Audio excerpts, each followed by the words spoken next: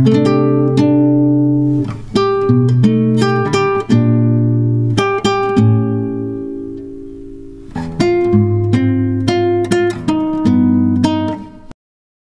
আমরা শিখবো ইন্টারোগেটিভ সেন্টেন্সের ভয়েস চেঞ্জ। আমরা ভয়েস চেঞ্জের পূর্ববর্তী যে ভিডিও সিম্পল যে আইডিয়াগুলো যে প্রাথমিক লেভেলে যেগুলো থাকে সেগুলো আলোচনা করলাম গত ভিডিওতে। এখন আমরা নতুন যে কন্টেন্ট বা নতুন যে ম্যাটার নিয়ে আলোচনা করবো তা হলো ইন্টারোগেটিভ সেন্টেন্সের ভয়েস চেঞ্জ।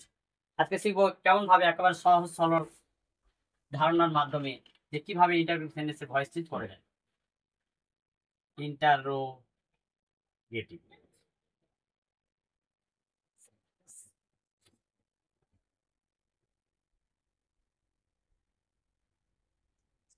প্রথমে আমরা যে টেন্স নিয়ে আলোচনা করবো একেবারে সিম্পল, যাকে বলা হচ্ছে simple present, simple past, simple future. এই তিনটে টেন্স নিয়ে পর আমরা ধাপে ধাপে দেখাবো যে কেমন ভাবে অতি সহজে একেবারে আমরা ভয়েস চেঞ্জ করতে পারি। প্রথমে যেটা থাকলো উদাহরণ হিসেবে থাকলো do I eat rice. Do I eat rice, এক্ষেত্রে আমরা প্রথম যে কাজ করবো, আমরা যেটা করণীয় সেটা হলো সাবজেক্ট ভার্ব অবজেক্ট আইডেন্টিফাই করা।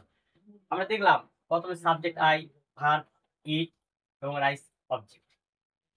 এবার ভয়েস চেঞ্জ করার জন্য যেটা প্রথম করতে হবে, রাইস এটা অবজেক্ট, এখন এটা সাবজেক্ট হিসেবে কাজ করবে। বাক্যের ক্ষেত্রে এটা হবে সাবজেক্ট। তাহলে রাইস শব্দটা থেকে আমরা অবজেক্ট থেকে কি করলাম, সাবজেক্ট করলাম। এবারে ইট শব্দের ভার্বের তৃতীয় রূপ যেটা ইটেন বসানো হলো, বাই সহযোগে সাবজেক্টটি অবজেক্ট হবে। অ্যাক্টিভ ভয়েসে সাবজেক্ট, প্যাসিভ ভয়েসে অবজেক্ট হবে। আই থেকে মি অ্যাপ্লাই করলাম, জিজ্ঞাসা চিহ্ন থাকলো। এখন যেটা বিষয়, এই যে ডু শব্দটা কি, ডু হলো এখানে হেল্পিং ভার্ব বা অক্সিলারি ভার্ব। আমরা ডু শব্দের জন্য স্পেসিফিক ইউজ করব এম ইজ আর। এই এম ইজ আর কোথায় বসাবো, এই সাবজেক্টকে লক্ষ্য করে কিন্তু আমরা বসাবো। রাইস এখন এটা আনকাউন্টেবল নাউন, সুতরাং এক্ষেত্রে আমরা ইজ শব্দটি অ্যাপ্লাই করব। এক্ষেত্রে আমরা ইজ শব্দ অ্যাপ্লাই করব। এবং ইজ কোথা থেকে এলো সবাই জানবে যে এই ডু হয়তো মূল ভার্ব না, ডু হলো এখানে হেল্পিং ভার্ব। সুতরাং ডু শব্দের জন্য আমরা এম ইজ এর মধ্যে এখানে ইউজ করলাম ইজ। গঠন অনুযায়ী কেমন, প্রথম হেল্পিং ভার্ব, তারপর অবজেক্ট, যাকে অবজেক্ট বলা হচ্ছে, অবজেক্ট এখানে এলো কিন্তু কাজ করছে কার মতো, as a subject. Object plus helping verb পূর্বে বসে গেছে। হেল্পিং ভার্বের সঙ্গে যা যুক্ত থাকে তা বিভিন্ন টেন্সের ক্ষেত্রে আলাদা রকম হয়, তা জানতে হবে। এখন আমরা বি3 রূপটা এখানে বসাবো। তারপরে বাই সহযোগে অ্যাক্টিভ ভয়েসের সাবজেক্টটি প্যাসিভ ভয়েসের অবজেক্ট হবে। এখন এটা বসাবো সাবজেক্ট, কিন্তু কাজ করবে অবজেক্ট। অবশ্যই শেষে কিন্তু জিজ্ঞাসা চিহ্ন থাকবে। অনেক ছাত্রছাত্রী জিজ্ঞাসা চিহ্ন দিতেই ভুলে যায়। আসলে ইন্টারভিউ সেন্টেন্সে যদি জিজ্ঞাসা চিহ্ন না থাকে তার সেন্টেন্সটাই কিন্তু ইন্টারভিউ হবেই না। সুতরাং এই সাইন আমরা কিন্তু সর্বদা বাক্য শেষে অ্যাপ্লাই করব। পরবর্তী যে টেন্স আমরা আলোচনা করব তা হলো সিম্পল পাস্ট।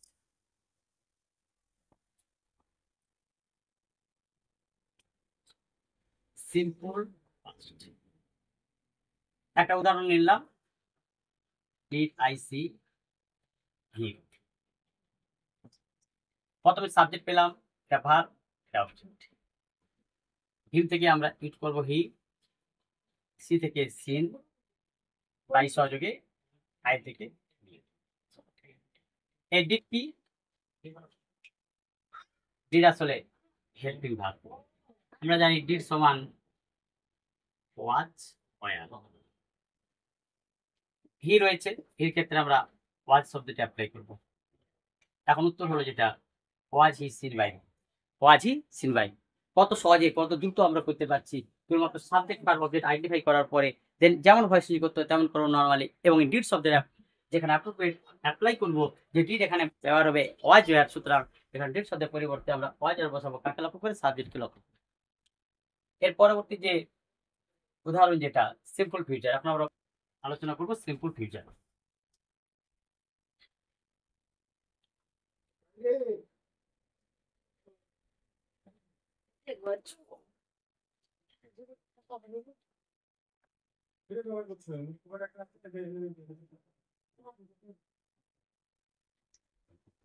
এখন যেটা অ্যাপ্লাই করবো, শ্যাল আই ইট রাইস, কেমন ভাবে করবো, প্রথম সাবজেক্ট ভার্ব অবজেক্ট পেয়ে গেলাম, রাইস বসানো হলো,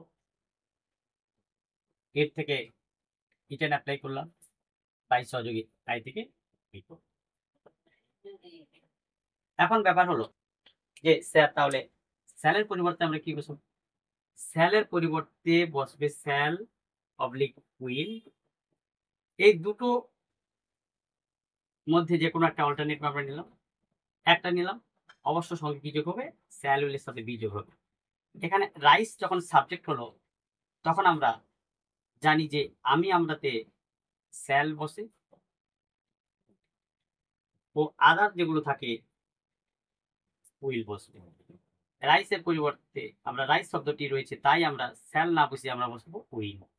অবশ্য মনে রাখতে হবে অ্যাডিং পার্টটা বসবে আফটার সাবজেক্ট, রাইসের পরে আমরা বসাবো বি।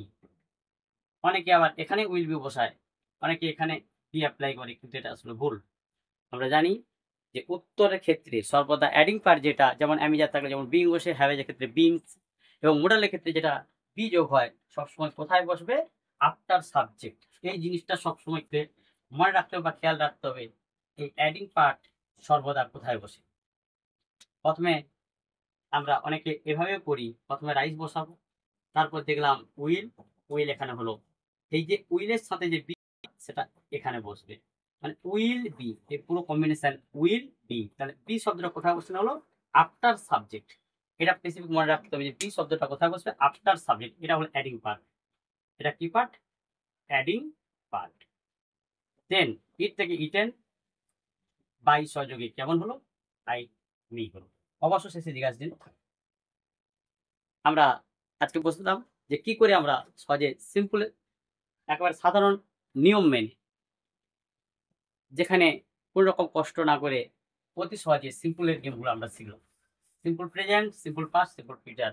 আর একবার মূল যে ট্রিক্সটা সেটা আমরা বুঝাই। হেল্পিং ভার্ব রূপে রয়ে থাকছে কেমন?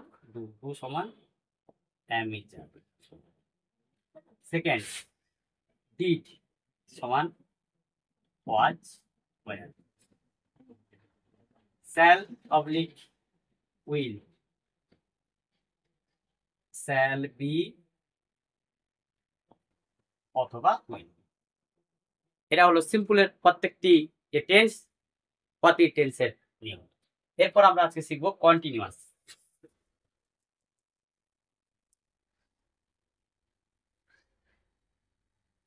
Continuous.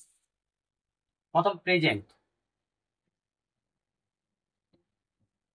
am I eating rice? একই রকম ভাবে সাবজেক্ট ভার্ব অবজেক্ট, উত্তর কেমন হবে? Rice eaten by me. এবার কেমন হবে? এম শব্দের পরিবর্তে আমরা বসাবো ইচ। কেন? এখানে আমরা জানি কম্বিনেশন এম ইচ আর। ইজের সঙ্গে যেটা থাকবে সেটা অ্যাডিং পার্ট, এম যা থাকলে আমরা জানি এক্ষেত্রে কেমন যোগ হয়? বিং যোগ, তাই আমরা বসালাম বিং। যুক্ত অংশ হিসাবে ব্যবহার হলো বিং, এটা হলো অ্যাডিং পার্ট। এবার past continuous.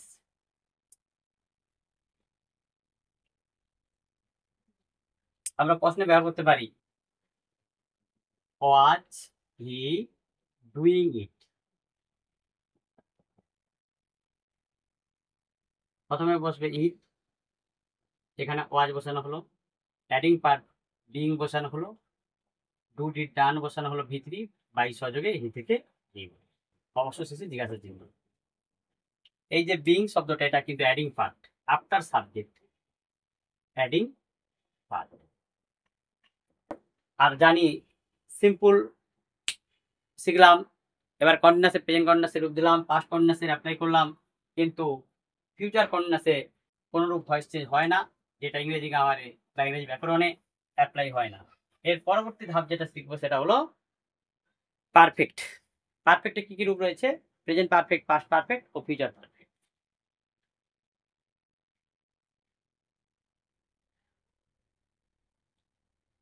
Have I seen it, subject verb object, it has. এবারে যুক্ত অংশ হিসেবে যেটা ব্যবহার করবো, হ্যাভেজ থাকলে যেটা বসে সেটা হচ্ছে বিন। আমরা জানি পারফেক্টে প্রেজেন্ট পারফেক্টে যেটা হয় হ্যাভেজ থাকে, তার সঙ্গে অ্যাডিং পার্ট হিসেবে বিন ব্যবহার করা হয়। সিন যেমন রয়েছে ভার্বের ভিতরে সিন বসবে বাই সহযোগে আই থেকে মি অবস্থা ঠিক আছে এগুলো। এটা প্রেজেন্ট পারফেক্ট, এরপর পাস্ট পারফেক্ট।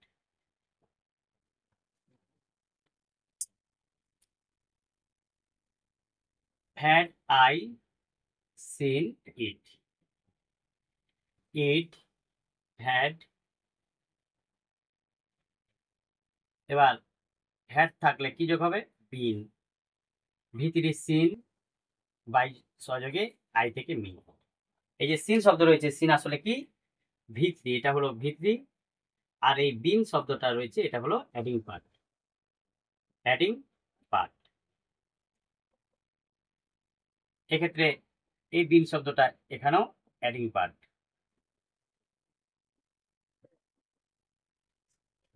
এবারে সর্বশেষ যেটা রয়েছে সেটা হলো future perfect.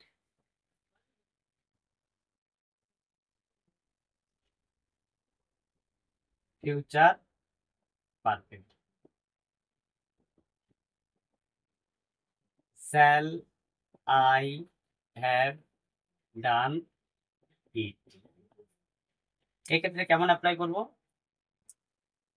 Subject, helping verb, ভি3, এখানে ভার্ব রয়েছে, এটা অবজেক্ট, ইট বসানো হলো, এবার ইট সমান উইল, হ্যাভ রয়েছে পূর্ববর্তী, তারপর বিন সহযোগী করা হলো, ডু থেকে ডুটি ডান হলো, বাই যোগে আই থেকে মি।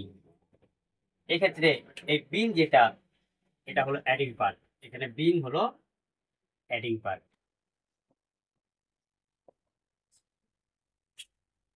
এবার আমরা মোডাল দিয়ে একটা দেখাই কেমন ভাবে মোডাল অক্সিলারি থাকবে, যেমন ক্যান আই ডু ইট, একই রকম নিয়ম, ইট, ইট, ক্যান পূর্বে বসে যাবে, ক্যানের জন্য বি বসানো হলো, বি হলো অ্যাডিং পার্ট, বি হলো অ্যাড পার্ট, ডুটি ডান বসানো হলো, বাই সহযোগে আই থেকে মি হলো। এখন আমরা প্রত্যেকটি টেন্স দেখলাম যে কিভাবে অতি সহজে আমরা ব্যবহার করতে পারি, সাহায্যকারী ক্রিয়ার ব্যবহার করতে পারি, ও ভয়েস চেঞ্জের প্রত্যেকটি পার্ট আমরা সহজেই আলোচনা করতে পারি। আশা করি এই যে ভিডিওটা দেখালাম এই ভিডিওতে অনেকটা হেল্পফুল হবে, যা স্টুডেন্টদের ক্ষেত্রে অতি সহজে সিম্পল ট্রিক ইউজ করে সহজ সরলভাবে ইন্টারোগেটিভ সেন্টেন্সে আলোচনা করতে পারবে।